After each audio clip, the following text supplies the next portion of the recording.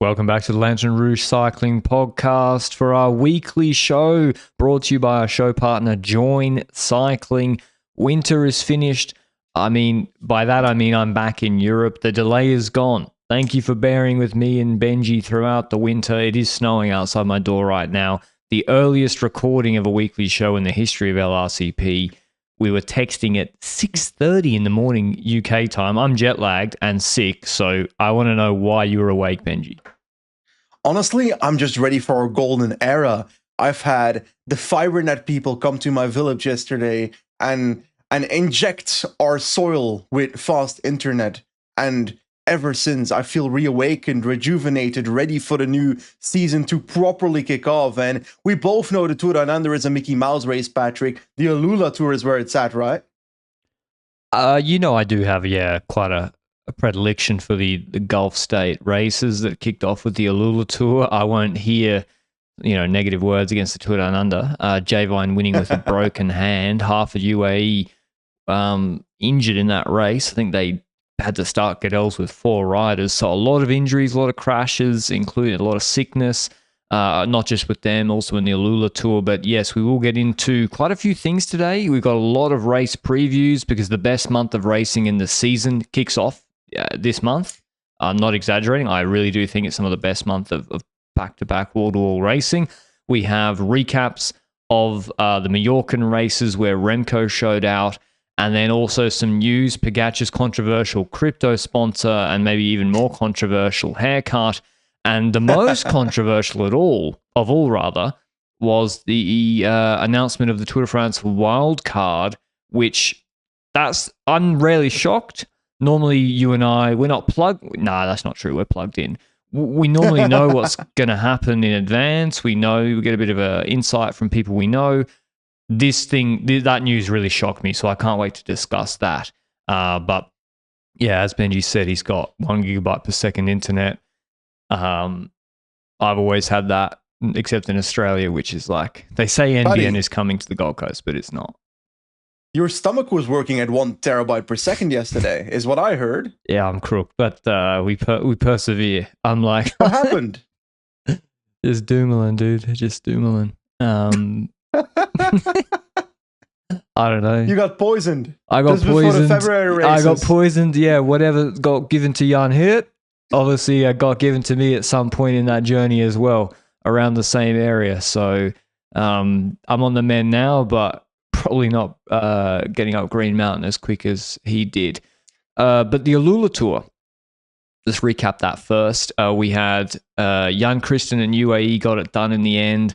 There was a bit of chaos in the crosswinds. He got the 20-second penalty for driving behind the car. He then, he stuffed up the first uphill finish, and Higuita rolled in. But then actually, he was a masterful tactician in the final stage. He said he did a bluff attack. He said, I did a show attack on Skyviews at the end. He then stopped. He then let Higuita and the small boys counter him, knowing they're not going to go anywhere on the plateau. Then they overextended on the plateau, and then he hit them from behind and took a huge gap. So pretty smart racing, actually. And I like this celebration. I like the celebration a lot. And I'll get to that in a second. But first, I want to mention, I think there was a lot of criticism to Jan Christen in this race, and I feel like there was some valid criticism in that. The first element was the fact that he broke the rules technically by drafting behind his car, but also holding on to his car to come back to the peloton in that first crosswind stage. And he gained more than 20 seconds. So the 20-second penalty, I'm sorry, but that's nothing relative to what he gained. So if anything, the UCI incentivizes him to do it more in the future because he won't get penalized that much anyway. That said, that's more for me, that's a hate the game, not the player situation, because it's on the UCI to penalize riders properly, to disincentivize them to do that behavior in the first place. I had more of an issue with his behavior after the crashes, because there was one of the crashes where he was laying on the floor with a Total Energy rider in that crosswind stage, and he picked up his bike so aggressively that he almost hit someone else in the head with the bicycle, that another bicycle almost fell on the head of someone else. It was really, how can I say it? Entitled behavior is how I'd classify it. Because then on his way back to the peloton, by the use of his car, etc., he also passes a group, and he literally just slaps someone on the side to push them out of the way, because it's like he's entitled to get past that rider. I'm sorry, but that behavior that grinded my gears a little bit. But gotta say, the Batman villain Bane celebration, I think some people pointed out it is the same celebration that a football player these days uses, Gyökeres or something. Don't really know him, don't really care. For me, it's the Christian celebration, and we got to do a celebration tier list at some point in the next couple of weeks, Patrick, because there's a few good ones out there, right? That was a good one because, he could have done the shush celebration, silence the haters. Boring. Boring, exactly. I like the embrace the villain, which is what I think he was saying. This is my hot take. I think that celebration is a message to Tadej Pogačar. Because no one cared who I was till I put on the mask. And Bane is created to take down who? Batman. Who's Batman? Tadej Pogačar. Where's the link between Batman and Pogačar? That's what I'm missing. Pogačar is Batman. Why? Because he's like undefeatable. What isn't the reason that Pogačar is more Batman that he could have either died a hero or lived long enough to see himself become the villain? We'll get into that later. Started off being like the favorite of everybody, and now people are criticizing him a lot and not being the biggest fan anymore. That kind of quote hits more for me. That could be happening. I see the vision. Maybe Bane was the hero all along. And maybe young Kristen is the hero we need at this time. Like, young Kristen, he legit, he acts like he fucking has won 20 World Tour races a year. Who's the Joker? Who's the Joker? The Joker.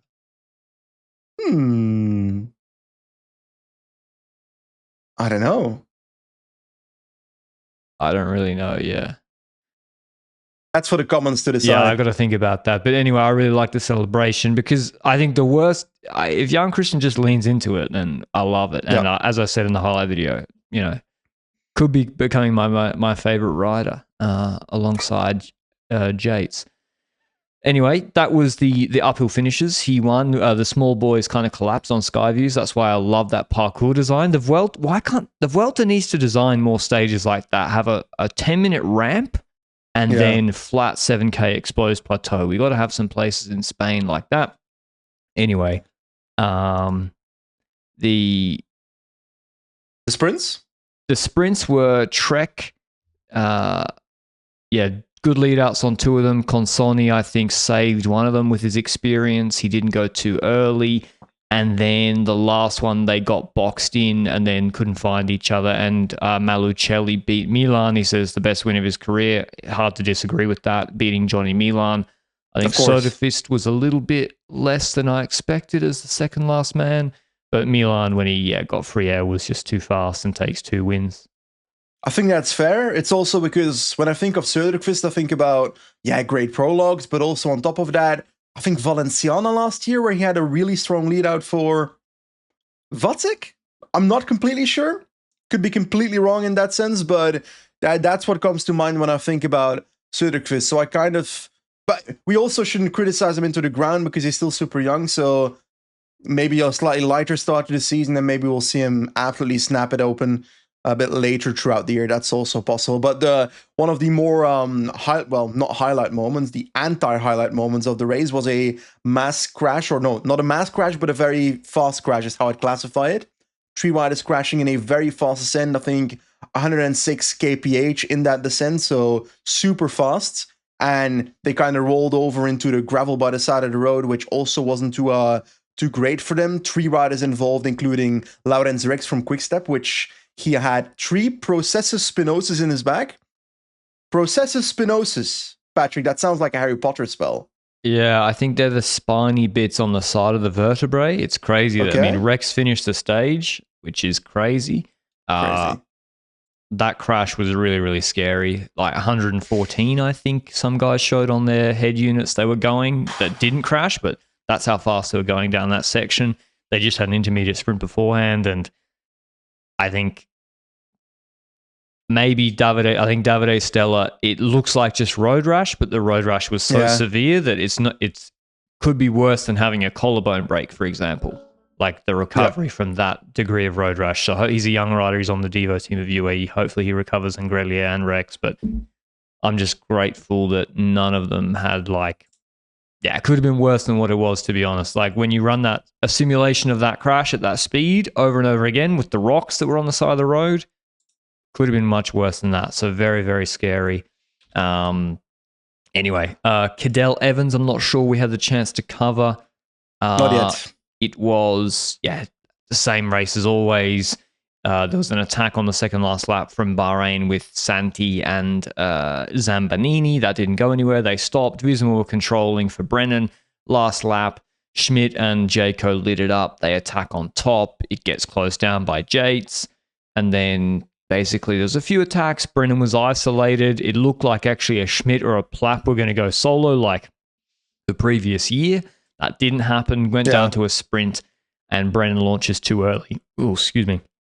Brennan launched too early. Yeah, I'm crying at what happened. And Tobias Lund Anderson is in the perfect position, read the race perfectly, and slingshots past Brennan to win by a couple of bike lengths. Like, I'm looking at this race, and I think across the month of January, like, there's a couple of riders that I would point out as riders of the month, like Vine winning to Down Under, etc. Maybe Wollaston, we'll get to that in a second on the women's side, but I would argue that Tobias Lund Andresen has a good argument to be named the rider of the month on the men's side this year, because he really, compared to last year, to me, stepped forward quite a bit.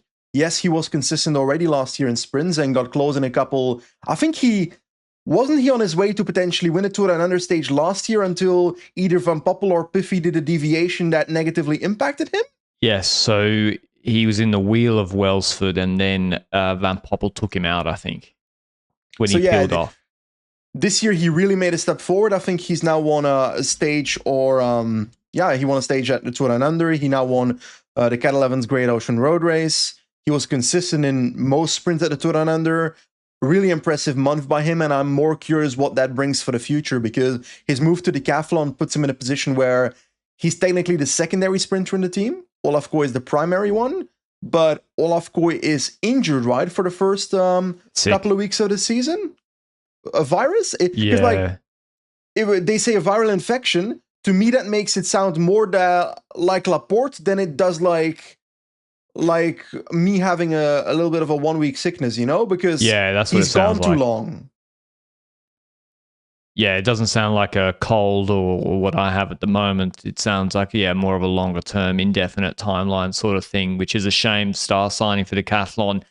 And Lund, I mean, even if he does nothing for the rest of the year, 2 World Tour race wins, they don't grow on trees. So that's true. You also look at his nationality and you're thinking, X needed this rider, especially when they're doing multiple World Tour races that they probably didn't have to do last year. So anyway, Lund, it also makes me think, what can we see from Bittner this year? I don't know. He's still at Picnic, right? So he did not make the move. He might get more opportunities because his team has been ripped open. Only's gone, and Andresen is gone. Bittner is their best fast man by far now. Yeah. Jakobsen can't get to the sprint, so... Nah. Luke was making so many excuses in AlUla. Fritz Beasterboss, by the way, pretty impressive. It was really good. Top 25 on the first uphill finish, and then third in the high-speed sprint behind Milan and Malocelli. Pretty impressive for a guy who was, on beat Conti team last year and doing gravel racing. So that's a good start for him in AlUla. Going across to Mallorca, we had the TTT, which was the highest speed TTT ever, I believe. Red Bull won by 4 seconds ahead of Movistar. You might think, that's an underperformance. I disagree. Okay. The Movistar team was their best possible TTT team. And it was a way heavier team. I agree with you, but I still think the equipment difference between Red Bull and Movistar is notable enough that I expect a bigger gap. Nah, I think there's still physics at the end of the day. I mean, they had... Who was in the the board. Man, Patrick, you just saw Raul Garcia Pierna in that team and you were like, yes, how the fuck are you supposed to beat him? Jesus is back. Yes, dude. So they had, Lorenzo Finn. You know, he's a small, like tall, like Koos, like GC climber. Van Hills. Oh, actually, the Bora one's not that bad. But look at the Movistar one. Nelson Oliveira, Romeo, Garcia Pierna, Castrillo, Milese, Hessman. That's a really good team. And Enric. Yeah, it's not so good. 3 seconds, actually, the result. Both solid time trials from both teams. It's also, for Red Bull, this doesn't need to be the pinnacle of time trials. I think this time trial was more an indication of, or a method of testing the whole team time trial protocol from start to finish, because there's a Tour de France coming at some point this year that has a team time trial in it. And it's good to have gone through that entire process with your team at least once before you get to that Tour de France. That's also, I think, why Remco is even doing this race to begin with. Why Lipovic is at the start line of this team time trial to begin with. Because they're both going to be at the Tour de France in that team time trial. And they want to get that whole protocol, that whole system done so they can try and optimize it. They can see what needs to be improved. And they can ask feedback from the riders in that team time trial to see what can improve. And bear in mind, so starting off with a victory is fine, but I think they'll notice a few things that they can even improve from that. Well, for example, you have to finish with 4 here to set your time. It's the old school rules. ASO for the Tour de France has the woke rules. And so it's the first rider sets the time. And Remco can probably go faster on his own or with one other rider in the last couple of Ks. Definitely with the uphill finish in the Tour de France one. But Lipovic is co-leader technically at the Tour de France, is my assumption. So you want to finish with 2 if you're Red Bull then, you know? Every man for Unless himself. you're Remco. Remco will just send it, and if Lipovic can't follow, then that's his problem. Yeah. I think that's fair enough. I mean, I think so as well. So that was the TTT. Then Remco continued with a couple other races. The next day they did Trofeo Serra Tramontana. This was a 50k solo from Remco. And I think he went with Pericas and one other, and then dropped them on the descent, attacked into the descent, couldn't get him back. And this sort of parkour is perfect for Remco because it's like gradual climbs, fast pedaling descents and valleys. And the next day he also won again. A little bit tighter. He went to the finish with Rondell, and there was an uphill short finish, and then he attacked and beat him by 20 seconds. Was some motorbike stuff though. Yeah, that's true. That's true. There was some motorbike stuff. He attacked in the wheel of a motorbike, but it's technically a neutral motorbike. But I put the mistake with that at the organizers. That shouldn't be happening, or should at least not be as close, the motorbikes. And yeah, we've gone through that story numerous times. It's similar to the fact where when Jan Christen attacked on the Skyview stage, he was able to do so in the Shimano car's wheel. That should not be happening either. In an ideal world, those cars do not inflict influence on the races. But I also want to mention, we haven't spoken about Trofeo Calvia yet before the ones you started mentioning, before the team time trial, which was won by Morgado ahead of Hector Alvarez. And first of all, Morgado's been consistent in every single one of these Mallorca challenges, except the team time trial, which I think he didn't even... He did. He got fourth with the team there. But I'm now hoping, because last year he started off with a bang as well, that he can now sustain that form into the classics, because that's where it's at with Morgado for me. I do expect a breakout year at some point, and I'm hoping it's this year. On one end, I don't necessarily want UAE to become more dominant throughout the season, but on the other end, individually for Morgado, I would like to see that step in his career where he can either replicate a similar result as his top 5 at RVV 2 years ago, or get something similar in a different race around it. And I think it's time for that to happen. Secondary, I also want to mention Hector Alvarez.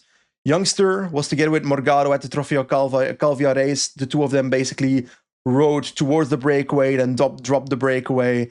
Alvarez was the one to attack, if I recall, then Morgado bridged up towards him from that breakaway, and Alvarez ended up losing the sprint there. But dude's still 19, and he's Descending a classics. Yeah, descending looks good. He's a classics guy. Like, is he? I think he is. I think classics is where it's at, but he doesn't have the sprint. It's I think he's Romeo Hessman. Oh, Yeah, I think because he's Spanish and you have to be a climber. I think he's RVV in the future. I'm not sure the position, like with Morgado, I'm not sure Morgado actually likes the hustle and bustle and positioning of the classics. He's also maybe too tall these days to be the perfect RVV rider. Yeah, and the lack of punch. I think it's like a Verona type operator. It really depends on his positioning. Like Dylan Van Baarle is a classics rider without extreme punch, but positioning also been an issue. But he's also won Paris-Roubaix, which is a pretty big win, and top 3 Flanders. So it's kind of what they want to do, what they're comfortable with. What do you expect from Adrien Boissy, who came fourth in that race from the breakaway? Yeah, obviously super talented, explosive, punchy rider. Probably I'd like to see him do a lot of hill classics on the minor calendar this year. Yep. And then see what he can do. I don't know what his TT's like. I haven't, because he was doing mountain bike for a lot before. He's going to have to probably work on the TT and then see if he can get towards 1 week races. But yeah, he was a huge shot on the mountain bike and long-term deal with Bora. And he was already performing at a super high level in these races. So keen to see Adrian kick on this year. Otherwise, other young talents, Perikas decent. Descending looked a bit of a challenge, like with Torres. And Rondell was good. Scoroni was good. Coolset looks good. I don't know if Coolset's doing any of the golf races, because he'll actually be a sneaky top 10 in a few of them. He's not. Valenciana, Andalusia, Itzulia, Giro, San Sebastian. That's not the right schedule. That's going to be difficult. But I want to bring you to another race. There was a Trofeo Palma won by a rider that, I don't know, I got some DMs, Patrick. I got some DMs. The Arne Marit Ultras weren't too happy about what one of us has said on the Red Bull Bora podcast. I actually genuinely don't remember what we said. But I'd like to blame contract because he's friends with Alan Piper, which is a fact.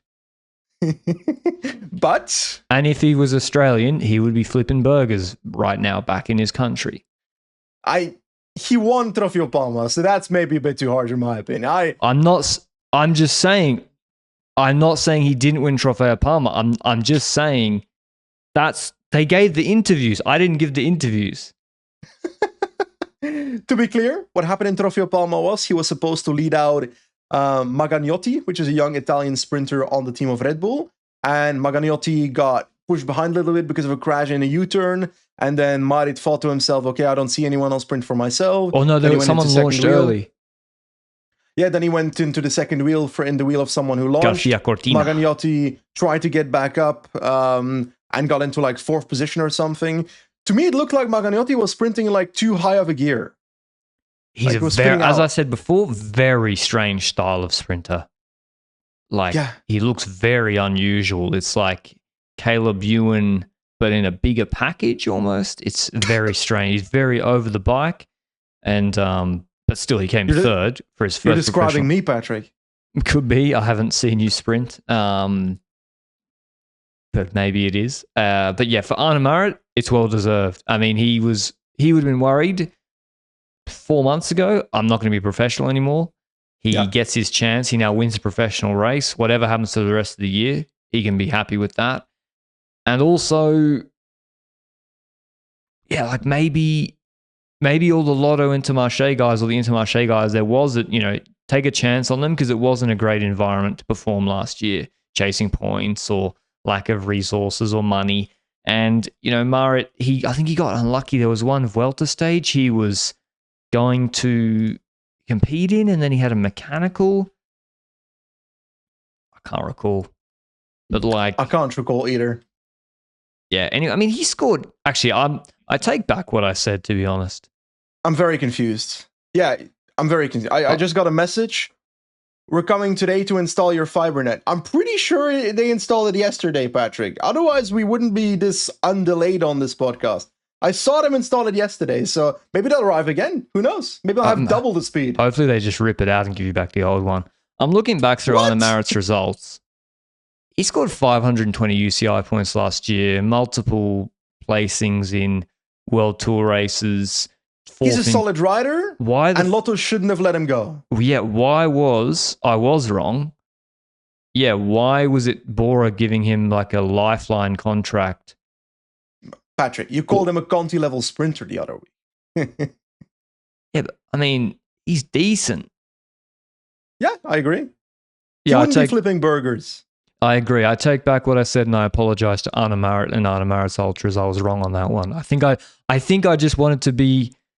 I just got tied up into my Australians get shafted and Belgians get too many chances. But in this case, Anna Marit deserved the extra chances, and I'm glad he won. How's Berwick doing? Hey, we'll get to that soon.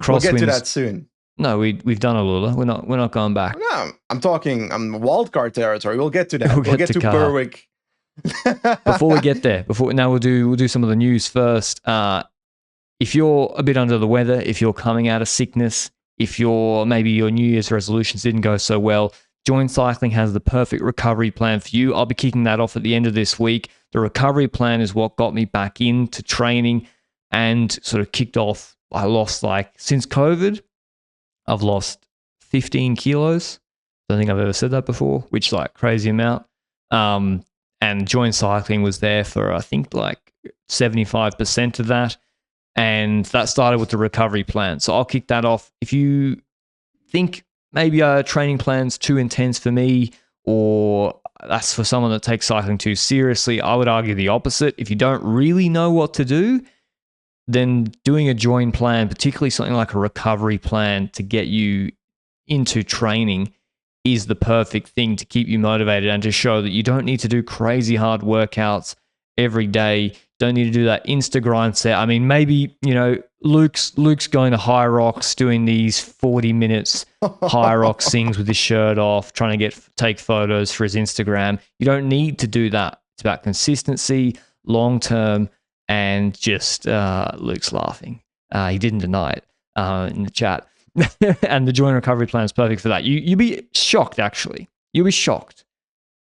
You'll think, this is too easy. How am I going to improve? But when you look at it, and if you look at the dashboard, which Join's now built in beta on your desktop, you will see that you will improve. You love it? Yeah, I love it. Because I always want to have a calendar view, Me too, yeah. That really helps me have an overview of the week and my future training and how many weeks I still have to not bulk up. I was going to say bulk up, but that's not really the goal of me. The goal of me is to bulk down, if I'm being honest. So, but anyway, I'm enjoying the calendar view for a lot. So go and check it out through our link down below. And big shout out to Join Cycling for keeping us running another year of the weekly shows, which I'm excited to do. Okay, news time. The first one. Tadej Pogačar unveiled a new personal sponsor. He's the new global brand ambassador of, is it KuCoin or QCoin? I don't know how to pronounce it, sorry. It's a cryptocurrency exchange. It's KuCoin? Yeah. Don't ask me how I know that. Yeah, Benji's obviously a regional ambassador. He's not and if you want to see a detailed breakdown of the company, an analysis of this, there was a brilliant article on the Inner Ring blog, which we'll link down below. But anyway, this is a cryptocurrency exchange. It's had a lot of issues with a lot of regulatory issues. It's had money laundering accusations. It's moved location from Singapore to the Seychelles. I think it's in the Seychelles now. It's not that well known. I think crypto in the first instance is a bit of a dicey place to dip your toe as a big global athlete. That being said, I don't think it's necessarily unusual or wrong. Other big athletes do it, but this company is not a premium brand one would expect Pogačar to associate himself with. I would classify KuCoin as the kind of crypto exchange where you've got the bigger ones that have the more generic crypto coins that you'd invest in, or it depends on your perspective on crypto, to be honest. And then KuCoin was kind of the place back in 2017 where you'd get the shit coins and the stuff that you can't get on other websites because they're too obscure. That's how I remember it being the case back in the day, at least, but it might have changed in the last 8 years or something. But I think the more controversial part is his haircut, Patrick. Have you seen his haircut? Ellen DeGeneres is back. I mean, crazy stuff. And that's why I'm going to go into bat for Pogačar here. Okay.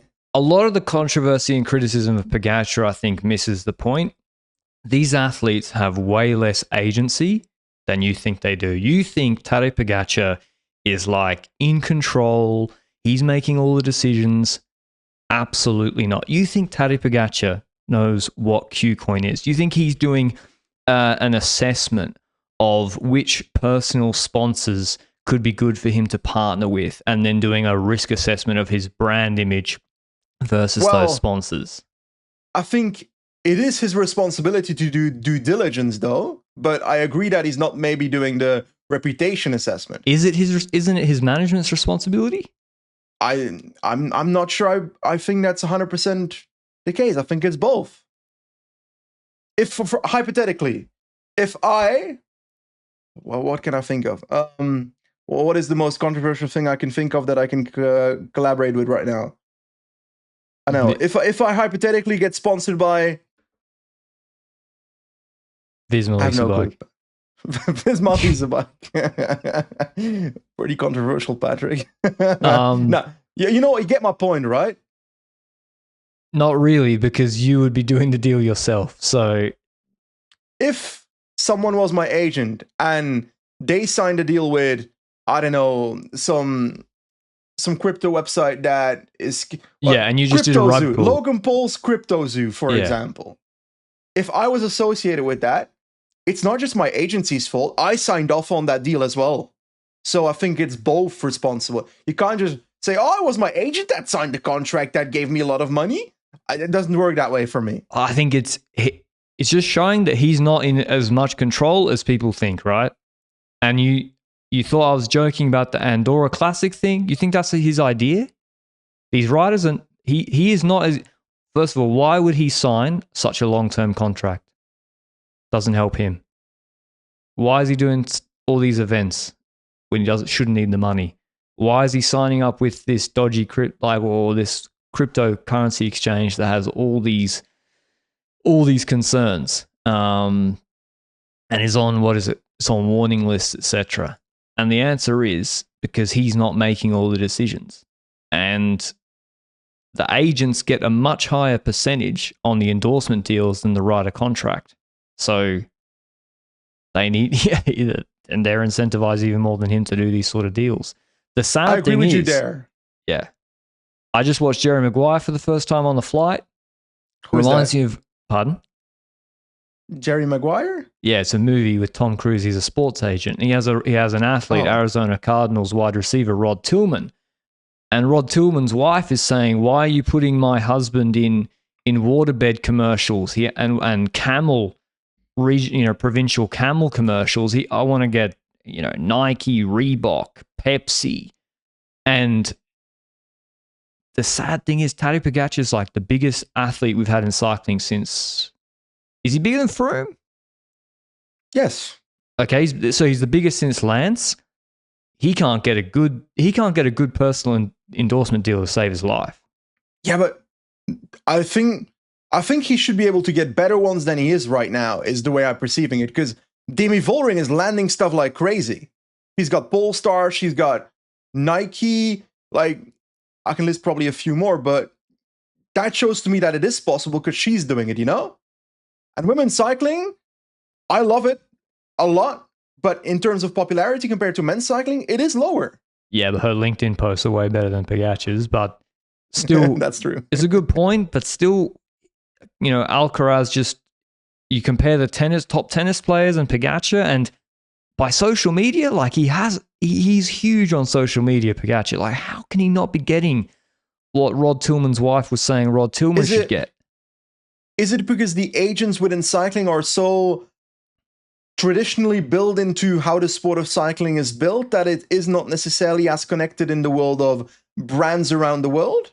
I think that's a good point. So athletes that's sometimes why you've seen the biggest cyclists in the past go to like a global management agency, which is not a cycling based agency, because they might have connections to the global brands like the generic, apparel, soft drinks, whatever, cars. And does Pogačar even have a car sponsor?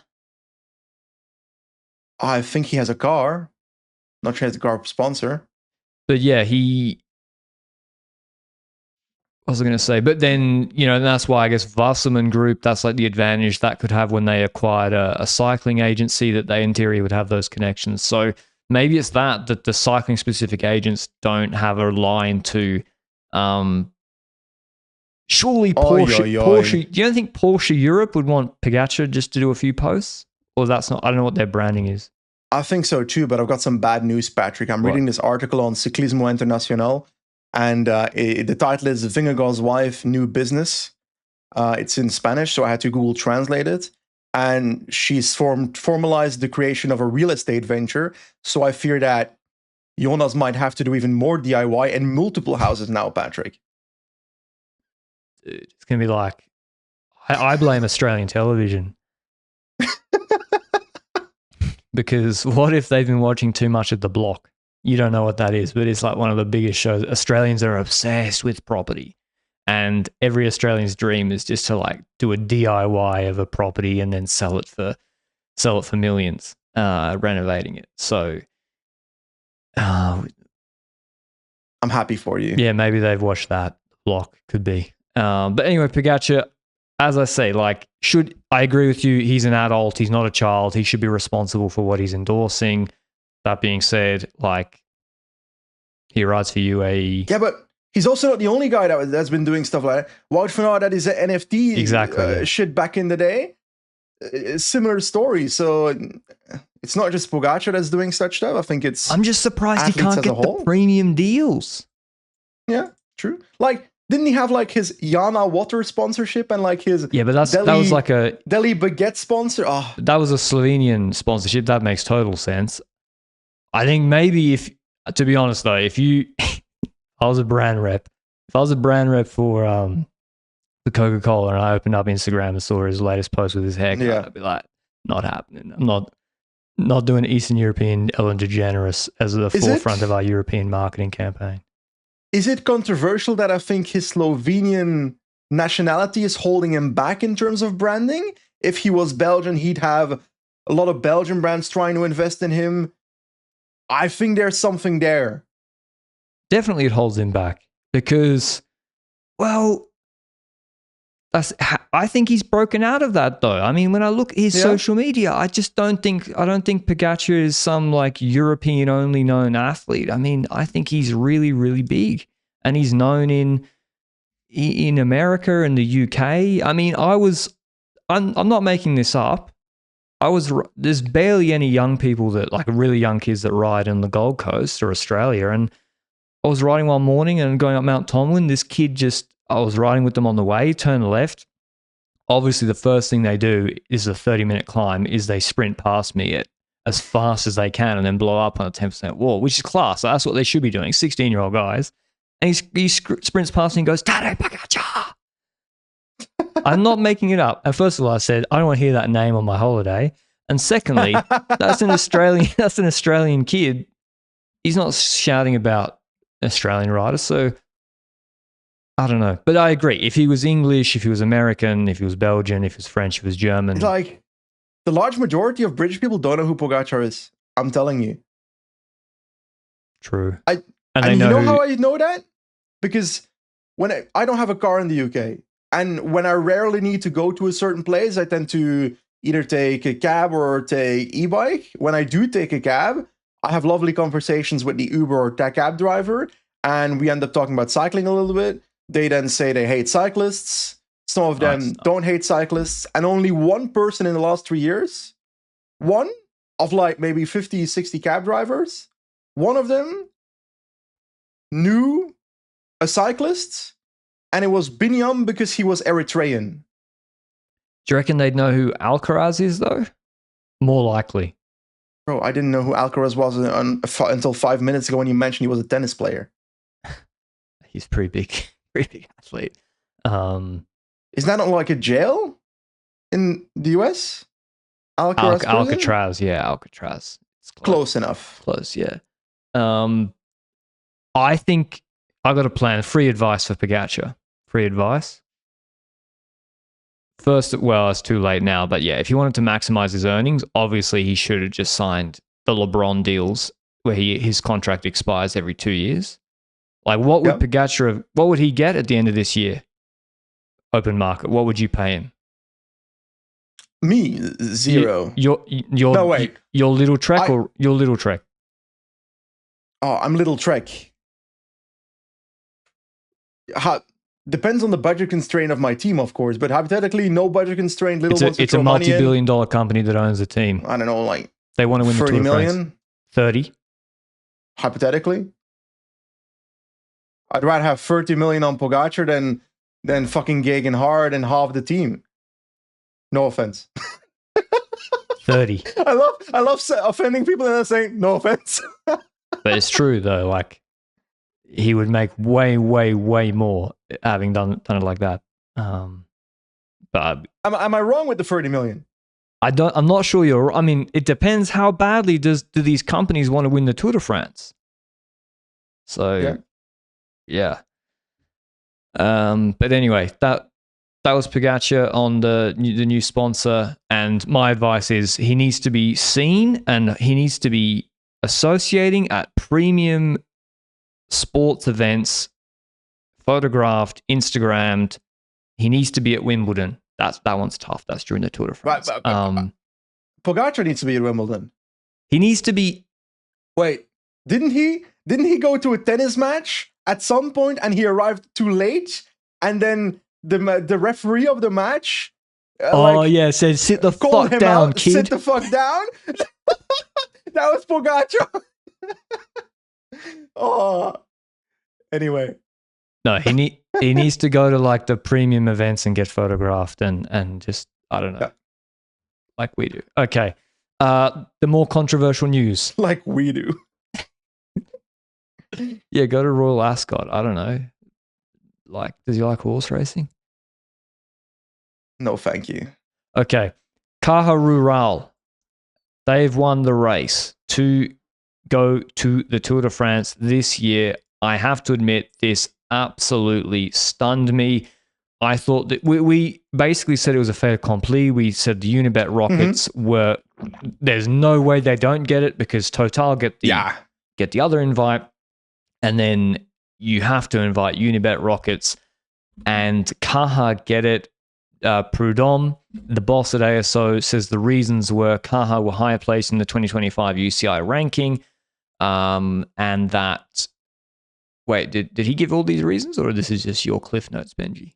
These are the 3 things that he mentioned in that interview.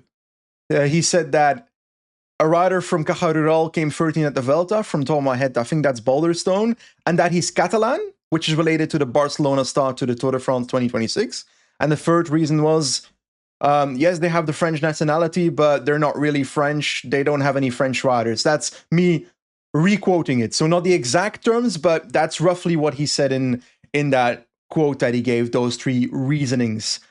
I would say initially, okay, we've got the 2 different wildcards, Patrick. You've got the automatic wildcards, which happen based on the UCI ranking of the year before. And then you've got the optional free-to-give wildcards that the ASO, the organization of the Tour de France, can give out to teams. And those are the ones we're talking about, the 2 wildcards that ASO can freely give out. Now, Prudhomme gives as one of the reasons Caja Rural was higher placed in the 2025 UCI ranking. That is the most acceptable reason I can see here. Is that fair to say? Because that is just following the automatic wildcard system. I personally have numerous reasons for Unibet Rose Rockets instead of Caja Rural, but that is the reason that I can see as okay. I can understand for picking Caja Rural if you just act like it's an automatic wildcard then. But then why not just have 4 automatic wildcards, 5 automatic wildcards, and just bin the optional ones? Well, because then they can't pick Total Energy. That's not a uniform rule that they apply. That's never been the dominant consideration that this team finished higher. I do think the Hotels in 2021 was not the higher team, was just French. That's why I picked them. I do think the Barcelona Grand Depart does make a difference. Yeah. To have a Spanish team. I think it is also a good reality check to realize that Unibet they are a fan favorite, but they were not above Caja in the ranking. Just to, in your mind, realize that they were not that good either. On the other hand, they did add, they add 3 previous Tour de France stage winners. Caja don't have that except Gaviria won one. But Gaviria's finished. Like, he's done. And like, you could argue, Groenewegen, Poels, and Lafay not looking like it's going to explode anytime soon either. Groenewegen already won a race this year, and I think Groenewegen's more likely to be competitive at a Tour de France sprint than Gaviria, in my personal opinion. That said, I also don't necessarily think he's going to win a Tour de France stage.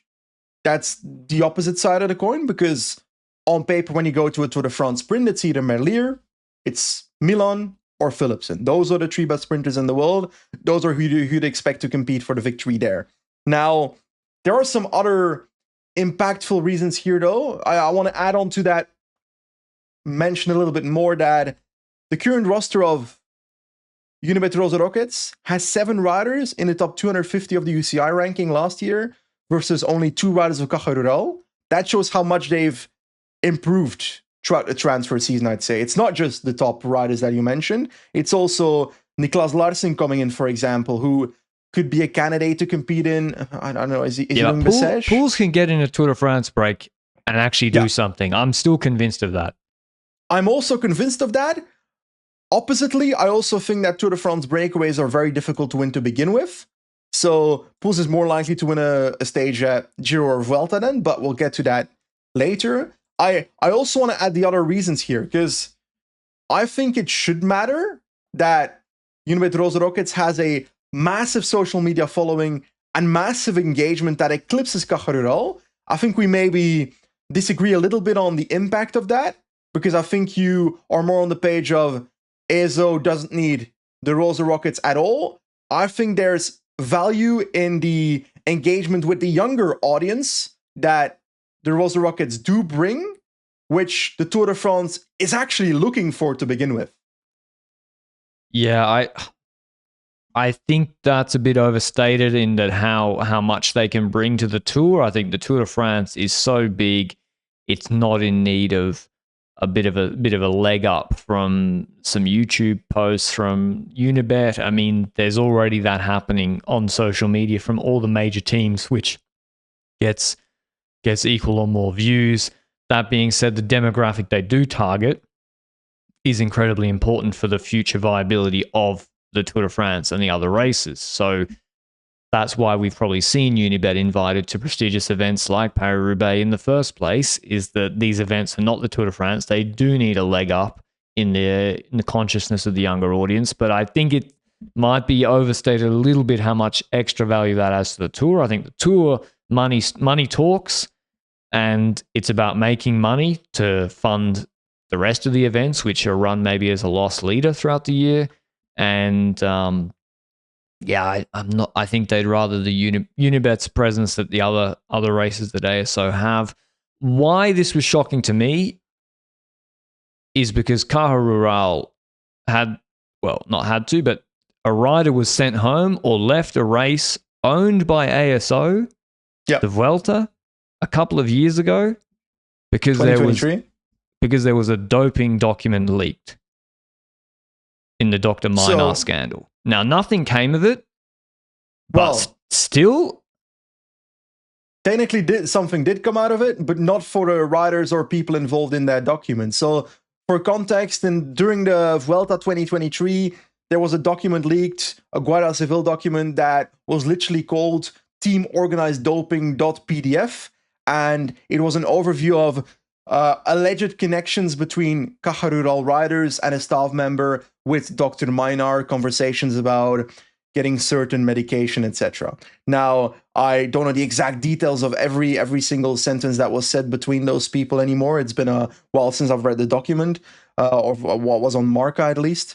But that came out, and the day after, I think it was Luis Aular who left the race, and there were articles explaining that it was related to the release of that of that league to begin with. He left the day after after having a breakout of Vuelta. He left the day after, saying he had indisposition. So that is also a big reason why I'm like, okay, Caja Rural is definitely not the team that is completely out of the woods yet, because I'm pretty sure that investigation against Dr. Meinar is still ongoing, waiting for a conclusion to happen. I'm not sure I believe that there's going to be consequences for people within that document anymore. I've kind of, it's been so long that I fear that we won't see any result to that. Ironically, the only person that did get consequences was the person who leaked it, a manager of Euskaltel, who did it for anti-competition purposes, which, I'm sorry, but he did the right thing. Well, I mean, in the end, he was the only one that got punished. From what I saw, he lost his job. But yeah, so Caja get invited. I do think, as a traditionalist though, Caja have a much longer history in the sport. They've been financing the sport for a long period of time. I do think maybe like Unibet signing a few French riders like a Lefay, maybe that'll help us get a wild card. Moving their license to France, I do think they almost did too much to where it's like, hold on, pump the brakes. Don't gimmick your way into trying to get a wild card. Like you're a Dutch team. That's what Q46.5 did last year into the Vuelta, though. They tried to get riders to get into that race. It's not necessarily the same way, though, because now it's the Vuelta. Yeah, that's the outcome. That is not what people expected before the Vuelta. We cannot pretend that but Pidcock, the expectations for no Pidcock one on were Unibet during the is. Vuelta. I mean, Pidcock. I agree. Yeah. But like, I think there's more to it. There's multiple. First of all, I want to counter a little bit here. We did mention of the Guardia Civil document of Caja. We also need to mention the opposite side, where Carboni was a rider on the Rockets last year or the year before, where he had a biological passport. What do you call that? Incident? No, anti-doping rule violation. Yes, that's the word I was looking for. And I think it's only fair that we mention both of those in this discussion. Now, the last two things I want to mention is, back in 2007, I did some history lessons, Patrick. I dove into the depths of the world, Patrick, to try and know... Carboni was from 2024. So from before he was at the Rockets. Yeah. Okay, that's when he was still at Bardiani? Yukio, okay. He went from Bardiani to Yukio to then... No, he went from Bardiani to Gazprom to Kern Pharma to Yukio. He's been everywhere. Journeyman. Yeah. Anyway, that aside, I've gone into the depths of the world, Patrick, and I figured out that it's not the first time that Unibet has troubles with ASO and getting a wild card, because back in 2007, bit of a history lesson, there was a team called Unibet.com. The reason I know that is because when I went for bike rides as a kid, my grandpa was riding in a white and green, very colorful Unibet.com jersey, because I'm pretty sure it was a Belgian team. I could be wrong in that. And that team was actually not allowed to compete in the Tour de France. And there was a bit of a fight between ASO and UCI as a consequence of that, but it kind of came down to a state monopoly, because the Tour de France back in the day France back in the day had a gambling laws that basically said, we have a monopoly in terms of sponsorships, etc., in sports events for gambling companies and betting companies from our country, which was France then. That said, I don't think that's related to the reason that is happening these days, because in 2010, that gambling law was freed up or reduced to allowing foreign gambling and betting companies under the EEA, which I think is the Economic European Area or European Economic Area, something like that. So that doesn't seem like it's a reasoning anymore. So it has to be outside of that. Do you think there's an element of it where the Titama boys made their brand partially through being at the Tour de France and making content at the Tour de France? ASO already had a bit of a spat with them back in the day, where ASO copyright strike their content or try to prevent them from making content at the Tour de France to begin with 3 years ago, maybe, roughly. Oh yeah, longer even. So is there a follow-up to that, where, to me, it does seem like, if, maybe this is a controversial take, if Prudhomme had a choice right now, a button in front of him, where he could delete the Tituma team. I think he does it. That's my take. Oh, mate, I think he doesn't like the guys. I'm not. Yeah, maybe that didn't endear them to ASO back in the day, because yeah, like that's how they did build the brand and the YouTube channel initially. And yeah, but they also bring people to the sport. It's like, yeah, but so do I. I paid for the footage. But they also, for me, there's a difference between making content of the actual race itself, the in-race activities, versus around the race doing stupid shit by the side of the road. Yeah, I agree. I'm just playing devil's advocate. Yeah. Because the problem was there's no like, I'm not sure there was like a package you could buy that didn't exist, that I want to make content peripheral to the race as an influencer on social media. I'm not going to use race footage, but I will film my own content. The problem is it's not an event in a stadium, so you actually, I understand why ASO appear to be draconian in enforcement of footage restrictions, because actually in other sports they can much more easily protect it because it's within a stadium. But anyway, I think it's shooting themselves in the foot that they did with that, because they were using so minimal amount of footage of the race itself that it massively negatively impacted ASO's reputation for a little bit around that, at least within the bubble that was around the Rockets, I would say. I'm calling them the Rockets, but they weren't the Rockets yet. I see it more as, why are the people that are in control of this sport so eager for short-term wins instead of long-term wins, is how I perceive those things. Well, it's the same thing with like,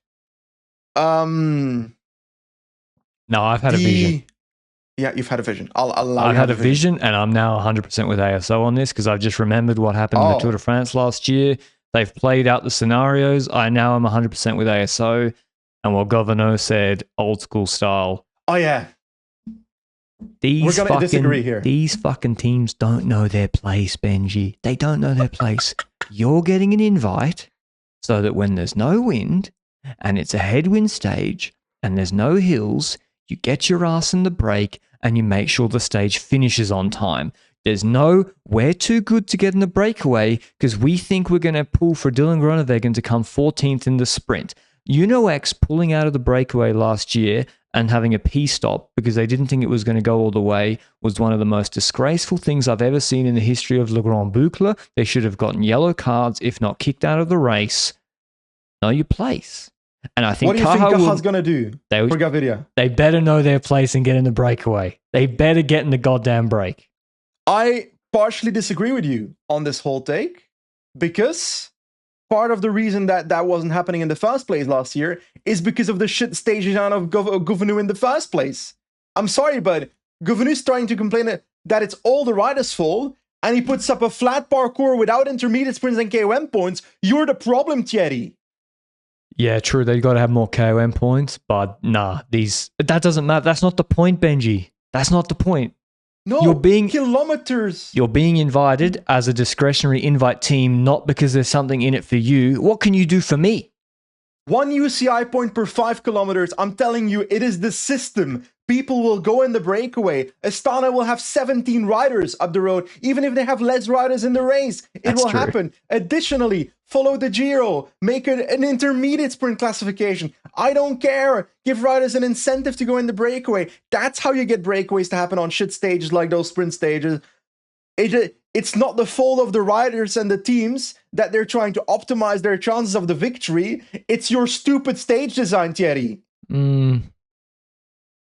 Still, remember what was the stage that the RCS told Q365 to start pulling? That happened last year, right? I don't remember, actually. I think that happened. I think it did. Still, Fernando Barcelo, he better get in the break. I like Barcelo. He's not bad. I think he's old. He's 30. I mean, he's... Why did I just type in, instead of Barcelo PCS, I typed in Barcelo IMDb? I don't think he's been in the latest Christopher Nolan movies. Alex Molinar is going to get his ass in the break, and for that we will be grateful because the stage will finish on time when there's nothing on. Barcelo's pretty good. I'm sorry. Yeah, he's actually top 15 in 3 Mallorca challenges. Got decent results, yeah. But I'm more eager into... have we gone through this entire topic without talking about specific Caja riders, Patrick? Is there not a certain hype for seeing Seb Berwick at the Tour de France? And how many times will you pick him in the Tour de France preview? If Seb is going to the Tour, if he gets into the Tour team, I'll pick him every uphill finish. I'm skipping the preview. You can guarantee that. Okay, Bauke Mollema is retiring at the end of 2026. Is that early, or is this contract going for another year? I don't know. It's like the longest contract ever. I think that's it. Because I remember him getting the extension quite a bit ago, maybe around the full song extension as well. Yeah, brutal contract. I don't know. I enjoyed Bauke Mollema's career. I also think it's coming to a time where I can see why it would end. Yeah, he's turning 40, mate. You're turning 40 soon. Doesn't mean you should end the podcast. I'm not turning 40 soon. You're 37. That's not true. It's not true. But yeah, Bauke Mollema, he won a Monument Lombardia in 2019 and been on Trek since 2015, so over a decade on the team. So he put up a pretty nice Instagram post. But let's get into the race previews quickly. We do have Valencia. I hadn't seen the parkour before, but like with Andalucia, they are nuking all the parkour, like the anti-Pog routes, even though Pog isn't turning up. And we have, basically a flat sprint, a sprint stage, which I think even, Johnny Milan, the biggest sprinters would survive easily. Then a TT of 17 kilometers with a hill, sort of gradual hill on it. Then another hill sprint stage, which is a bit of a harder hill. I'd say a Mads Pedersen sprint. Then the hardest GC stage, which has Miserat early. I think hopefully we see fireworks early. Then there's a hill zone later. I think that could be a cracking stage. Then we have another 95k sprint stage in Valencia, where I would expect Trek to make it hard and control for Pedersen. Pedersen is the best sprinter on the start list. Remco is the favorite for GC, but he's coming up against McNulty and Almeida, so pretty stacked start list, Benji. Can I be really honest? We're recording this podcast so early that my brain is like one of those like monkeys with a symbol right now. I'm like, who's on the start list again? I don't remember this race existing. But Tiberi was pretty good last week, so he's a rider that's in the race. Almeida's there as well, so Remco versus Almeida versus, not sure I'll put Tiberi on the same line. Based on Remco's form in the last couple of days, I'd say Remco is the favorite.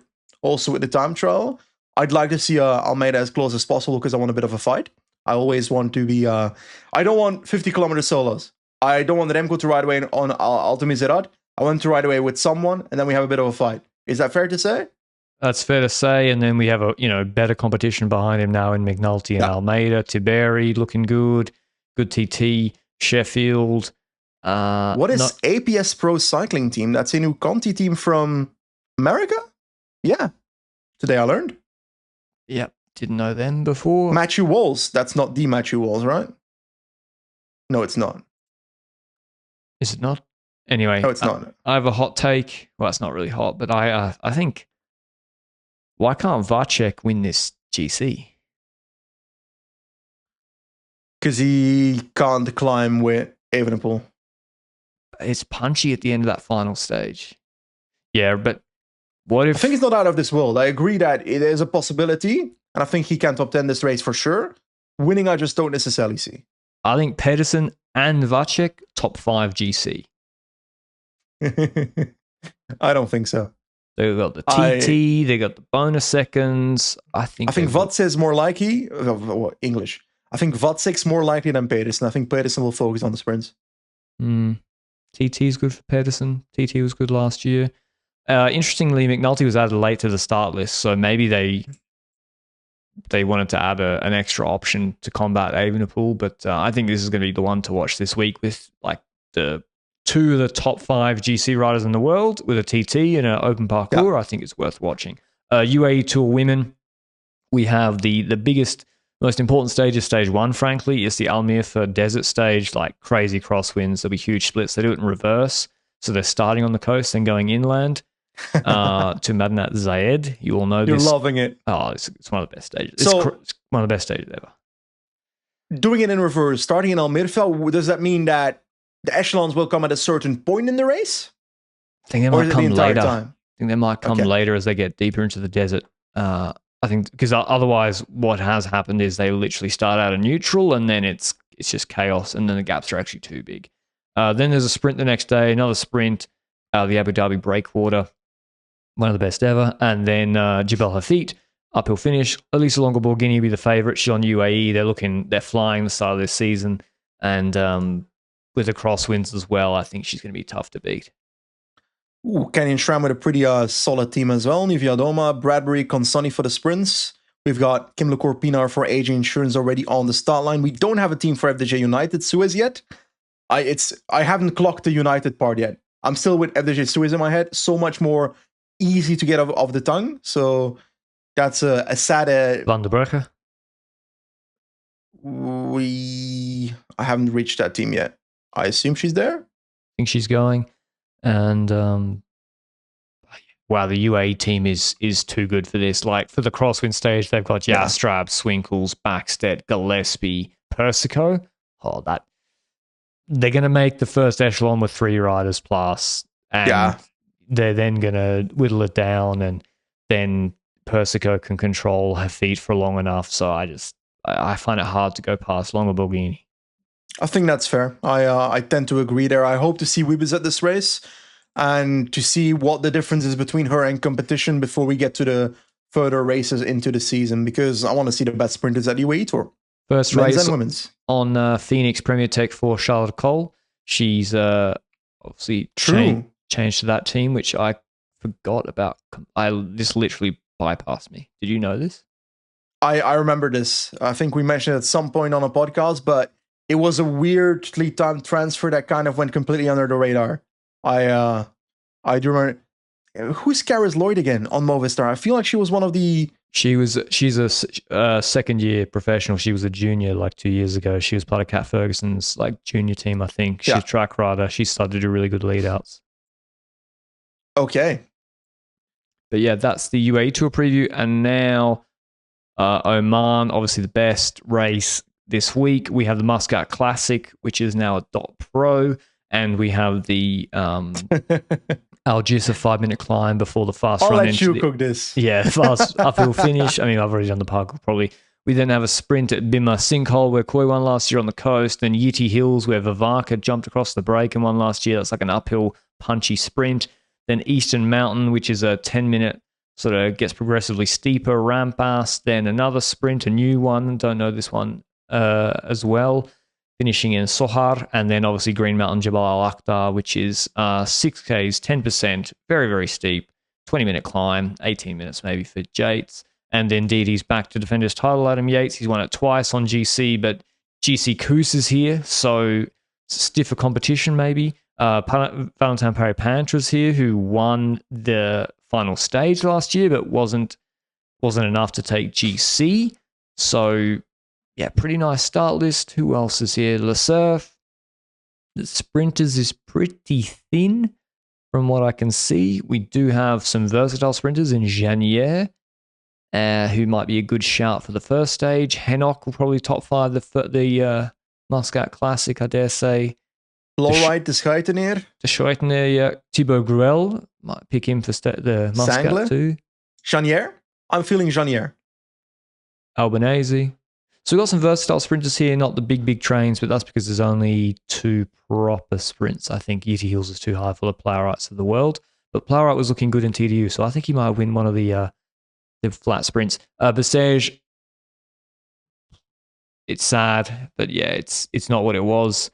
GP Marseillaise, they changed the route. Ineos weren't there. I think Trek weren't there either. Bessèges doesn't have them at the race anymore because I assume safety concerns of last year. The start list has been really cut off at the knees, and there's no real uphill finish, just a first punchy stage and then the uphill TT. So that'll be won by like a TT rider. So I'm like, there's a lot of like French riders that can do that parkour, whereas La Pera, etc. But I'm feeling that the Rockets might have a solid chance here for GC with Kubish and Larsen, because Larsen has the DT. Yeah, Larsen, good shout.